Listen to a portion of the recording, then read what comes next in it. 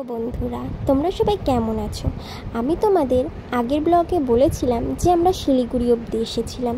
এবার কিন্তু শিলিগুড়ি থেকে গ্যাংটক যাওয়ার সমস্ত ভিডিও আমি তোমাদেরকে দেব। সকালবেলা ঘুম থেকে উঠেই ব্যাগ ট্যাগ বেঁধে আমরা বেরিয়ে পড়লাম। বেরোতে না বেরোতেই চা বাগান দেখতে পেয়ে গেলাম। চা বাগান দেখতে দেখতে চা খাওয়ার ইচ্ছে হয়ে গেল, তাই আমরা দাঁড়িয়ে চা খেয়ে নিলাম। তারপর মনে হলো চায়ের সাথে একবারে ব্রেকফাস্টটাও সেরে নিলে কেমন হয়, তাই আমরা ব্রেকফাস্টটাও এখানে সেরে নিলাম। ব্রেকফাস্টে ছিল কচুরি আর চানা। উফ, খাবারটা ছিল অসাধারণ। খেয়ে দিয়ে আমরা আবার রওনা দিলাম।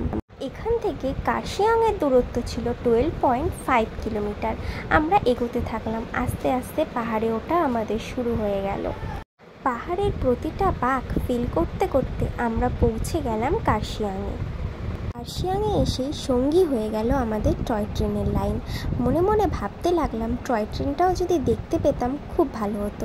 এই ভাবতে ভাবতে আওয়াজ পেলাম টয় ট্রেনের, সাথে দেখাও হয়ে গেল টয় ট্রেনের। টয় ট্রেনের লাইনের দিকে যেতে যেতে পৌঁছে গেলাম সোনাদা স্টেশনে। সোনাদা স্টেশন পার করতে না করতেই আকাশ শুরু হয়ে গেল মেঘের খেলা। পাহাড় সত্যিই বড় অদ্ভুত, এই পরিষ্কার তো এই মেঘলা।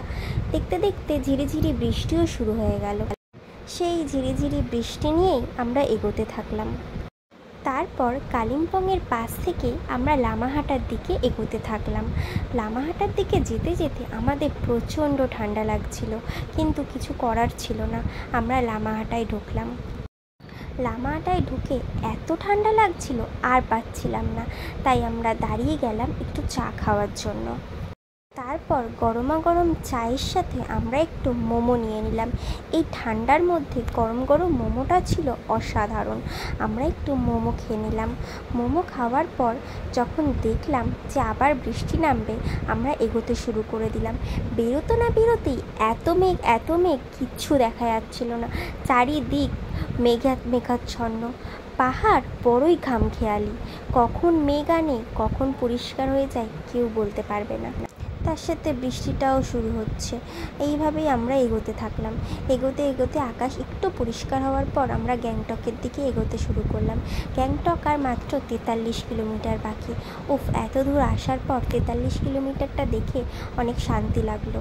তারপর আমরা আবার রওনা দিলাম। যেতে দেখতে পেলাম শিব ঠাকুরের এই মূর্তিটি। কি অপরূপ সুন্দর লাগছিল এখানে, যেন সত্যি সত্যি ভোলে বাবা এখানে বসে আছে। আমরা ঢুকে গেলাম গ্যাংটকে। গ্যাংটকে পৌঁছে আমাদের হোটেল খুঁজতে শুরু করলাম। খুঁজতে খুঁজতে আমরা চলে এলাম হোটেলে।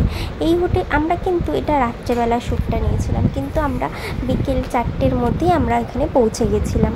তারপর আমরা গ্যাংটকের ছাদে উঠে একটু ভিডিও করেছিলাম। এখান থেকে পাহাড়টাকে অপরূপ সুন্দর লাগছিল।